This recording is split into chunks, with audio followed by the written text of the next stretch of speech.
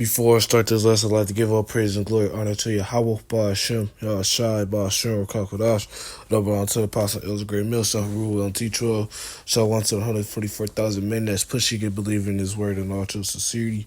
Shalom to the men, women, and children that's tuning in and listening. And shalom to the Israelite foreigners scattered abroad on all four corners of the earth and looking like a speckled bird.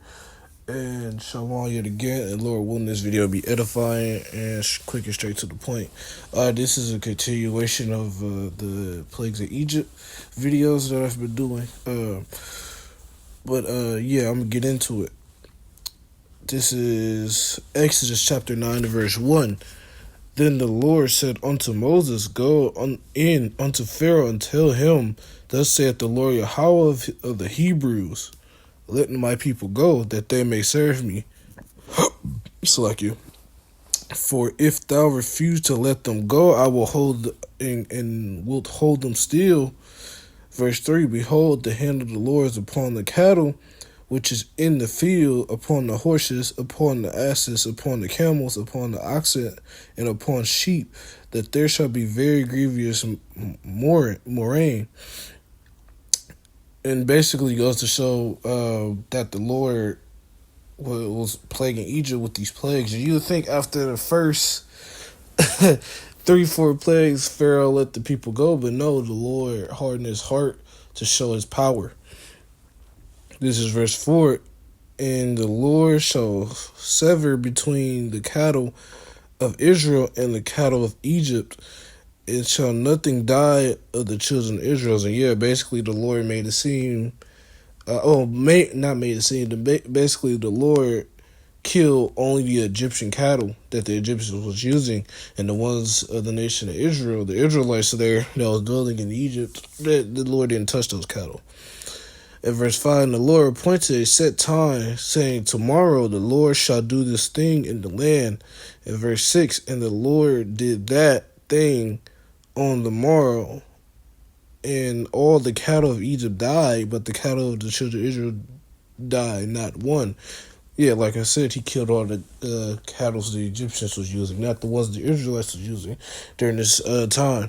Verse 7, and the Pharaoh sent out, and behold, there was not one of the cattle of the Israelites dead, and the heart of Pharaoh was hardened, and he did not let the people go. And yeah, basically, and Pharaoh was so stiff-necked and rebellious and not listening and not caring. He was just like, you know what? Okay, I'm going to keep on. I'm not letting these people go. And you got to think of how bullheaded and stubborn this man has to be in order for this man to be withholding the children of Israel for this amount of time after the fact that 2, 3, 4 plagues done hit this place. So in my last video too as well, I want to add this in there. These guys that I'm showing right here, these are the guys that the Egyptians worship. The Egyptian god of creation, the movement of the sun, the Egyptian plague, a swarm of flies, and Kapiri is one of the names for the swarm of flies, and Hathor is the Egyptian goddess of love and protection, and which represents the death in cattle and livestock, and that's basically the Egyptian gods that was worshipped back then. That's why they call it polytheistic, because they worshipped those gods and thought those gods was more powerful than any other god at the time, you know. And the Lord clearly demonstrated that those gods don't mean nothing to me, because I am the God of gods, the Lord of lords. Okay, so I'm gonna go back there. I'm gonna read. I'm gonna go back in Exodus 9, and for this video I'm gonna do 2 plagues. And also to add, you have to think, if those cattle are dying, they're not. And at the time, agriculture was big. You needed. This is before they had the machines to do agriculture. You know, your donkeys, your cows, your horses, stuff like that. You needed those animals to help you maneuver, help you go place to place, help you with your agriculture. Because back in the old days, they used to put a donkey or a cow and connect it to a farming tool to plow, basically. And that helps the crops. But you know what? Since those crops, since those cattle that died, they wasn't able to farm or have any type of agriculture or get around, So that kills a lot. It did not even just that. You have to think that the infrastructure of Egypt was being attacked at this time too. This wasn't just it just happened to the people. This happened to the infrastructure of Egypt. The plagues of the cattle, the death of the firstborn. Swarms, locusts. Swarms of flies. And locusts. That is destroying what a lot of what humans really need to survive, really. But anyway, I'm about to get back in Exodus chapter 9, and I'm going to start at verse 8 now.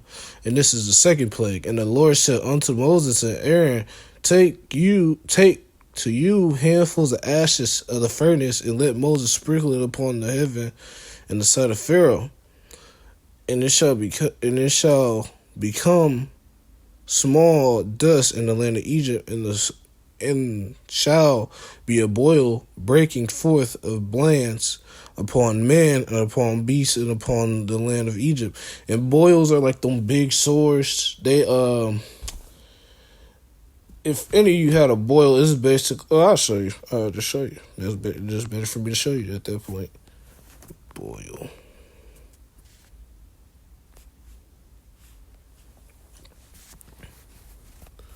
These boils are big, just like the Black Death, the bubonic plague. Those boils are big.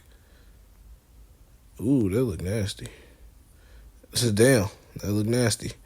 But yeah, basically the Lord caused boils to happen. But we're gonna read more into it.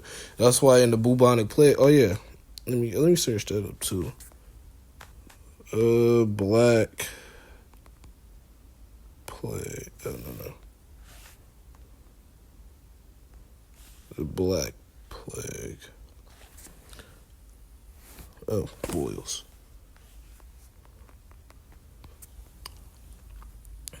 Let me see. No. Oh, shit. I clicked that right there. Yeah, these boils are big, man. These ain't nothing to play with. Though, and they hurt too. When you have a boil, you can't pop it because it's gonna hurt to even pop it.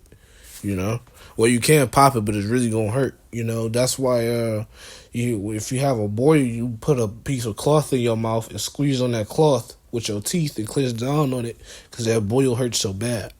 But anyway, back in Exodus chapter 9 and verse 10, and they took actually at verse 11, and the magicians could not stand before Moses because of the boils, for the boils were upon magicians and all the Egyptians, and everybody got this plague too. Everybody was feeling the plagues, but this one you can't. It's hard to move around, sit when you have a boil like this. It's like a bigger pimple, but that affects and stresses your whole body out. In the verse 12, and the Lord hardened the heart of Pharaoh, and he hearkened not unto them, as the Lord Yahweh has spoken unto Moses. In verse 13, and the Lord said unto Moses, Rise up early in the morning and stand before Pharaoh. And you gotta, man, he's like, damn, man, this man's stubborn. You gotta think went up to the Pharaoh at least way more than a handful of times to tell him like, hey, because this is how it's been broken down. The Lord basically tells Moses and Aaron, I'm gonna do this. He shows that he gives them a dream or whatnot or a vision and be like, I'm gonna do this to the people. Then boom, Moses or Aaron go to Pharaoh like, hey man, like the Lord's gonna do A, B, and C to you, or A if you don't let my people go. And he does these miracles in front of him with the staff, the staff rod. And you have to think, you'd be like, damn, so a power that's controlling and manipulating matter on a big and small scale. I don't want to mess with that. But you know what? That's how the heathen think. They think they rule. They think they're in control, when the Lord just raised them up just to be in control at that time. And yeah, basically, this is back in Exodus chapter 9. This is verse 13. The Lord said unto Moses, rise up early in the morning, stand before Pharaoh, and say unto him, thus saith the Lord Yahweh of the Hebrews, let my people go, that they may serve me. And the Lord repeated this a lot. The Lord clearly said, let my people go, so they serve me. You know what you can take a guess of what he's going to say next. Verse 14, for I will at this time send all my plagues upon thy heart, and upon thy servants, and upon thy people, that thou mayest know that there is none like me in all the earth. Actually, I got a preset for that too. This is, I'm going to jump. Actually, this is Isaiah 45. This is Isaiah chapter 45, in verse. Because really, I could read a lot more of this. Let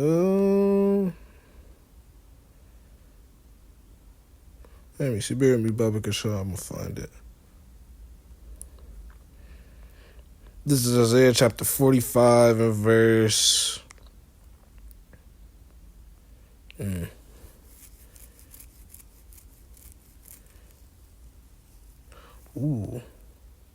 is Isaiah chapter 45 and verse 12. I have made the earth and created man upon it. I, even my hands, have stretched out like the heavens, and all their hosts have I commanded. And basically, that goes to show that the Lord created this matrix, man. This is the Lord matrix, and we're just fucking living in it. And he then ain't going to realize and admonish that. Actually, I could have started up too. I'm gonna jump back up. This is Isaiah chapter 45 and verse 5. I am the Lord, and there is none else beside me. There is no God beside me. I girded up thee, that though thou hast not known me. Verse 6, that they may know from the rising of the sun from the west, and there is none else beside me. I am the Lord Yahweh, and there is none else. And yeah, that basically goes to show that the Lord is in control of all this. He's the one pulling the strings. He's the one doing the work. He's the one in control of everything. So I'm gonna finish this Exodus 9 off real quick. This one, this is Exodus chapter 9 and verse 15. Actually, the verse 16. In very deed for this cause have I raised thee up to shew thee in my power. And yeah, the Lord clearly just said, I raised thee up to shew thee in my power, that my name be declared throughout all the earth. And yeah, yet again, we're living in those times, man. We're living in those times of where the Lord is performing these judgments to make himself known. And the Lord is going to make himself known when he's destroyed this place yet again. And I'm not just speaking of in Egypt. I'm talking about in this captivity we're in, because this is the last captivity. It's the latter end. And you know the Lord is going to use Yahushua to come back and put belt to ass. And I'll finish verse 17. As thou yet exaltest thou thyself against my people, that thou will not let them go. And yeah, that goes to show that, hey, at the end of the day, we have nothing to be proud of. We have nothing to be boastful about, because the Lord clearly says in Isaiah 45, I formed thee. I created the light and the darkness. I created man upon the earth. And then verse 16, actually, was it verse 16? Yeah. The verse 16, it said, and I'm going to reread it. And this is Exodus chapter 9, verse 16. And in very deed for this cause I raised thee up, for thee to shew in my power, that my name be declared throughout all the earth. And the Lord's name will be declared throughout all of the earth yet again when he destroys this place. But nonetheless, I didn't want to make this lesson too long. I was just reading about this too as well. But yeah, Lord willing, this video is edifying. But before I close out, I'd like to give our prayers to Yahweh, Ba'ashem, Shai, Ba'ashem, Kakadash, and on to the next one. Shalom.